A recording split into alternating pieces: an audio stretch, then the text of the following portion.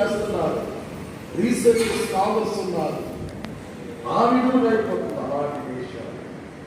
కానీ ఈవేళ మరలా చెప్తున్నాను, భూలోకమంతటికి సువార్త పోవటానికి ఇండియా తర్వాత మాటలకి పైలోకం నుండి వచ్చిన బైబిల్ మిషన్ ఎత్తి చూపుమన్నారు. ఇప్పుడు మనం ఏ దేశానికి వెళ్ళినా మనం ఏమడుగుతారు, మీరు ఏ మిషన్ అంటారు. ఇప్పుడు నిజంగా మనకి అవకాశం దొరికింది, బైబిల్ మిషన్ ఎత్తి చూపించే అవకాశం దొరికింది. ఓ బైబిల్ మిషన్ ఇండియా నుండి బైబిల్ మిషన్ వచ్చి ఆఫ్రికాలో పనిచేస్తున్నారు.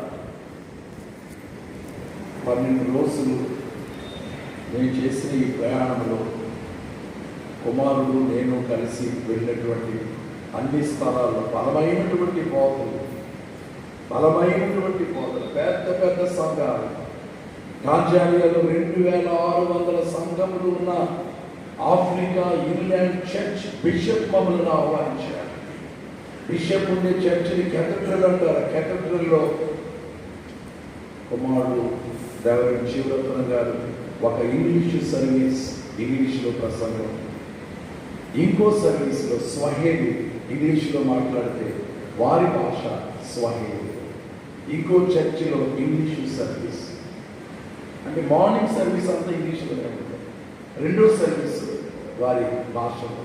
ఇంకో చర్చిలో, ఆ చర్చిలో వెళ్తే ఆ దేశ ఉప ప్రధానమంత్రి ఆ సంఘ సభ్యుడు. అంటే ఈవేళ మనం వెళ్ళిన దేశాల్లో గవర్నమెంట్ పరంగా కూడా బలమైనటువంటి వ్యక్తులు సమయం వస్తే మనకు ఉన్నారు అని చెప్పుకోదగిన స్థలాలకు దేవుడు తీసుకెళ్ళారు.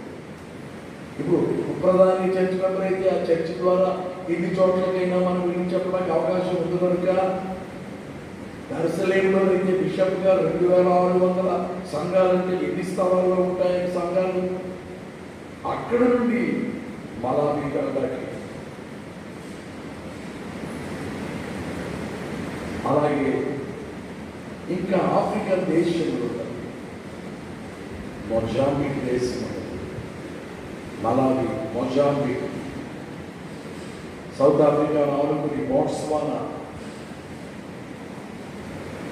దాదాపు ఆఫ్రికాలో ఉన్నటువంటి 54 దేశాల్లో 11 దేశాల వరకు వెళ్ళడానికి దేవుడు కృప చూపించాడు. అవసరమైతే ఖండమంతా, ఆఫ్రికా ఖండమంతా సంచారం చేసే ఆ రోజున మత్తయ్య గారు, ఆ రోజున ఫిలిప్ గారు, ఆ రోజున మార్కు గారు ప్రభు శిష్యులు ఎలాగైతే వెళ్ళారు, దీక్ష కూడా.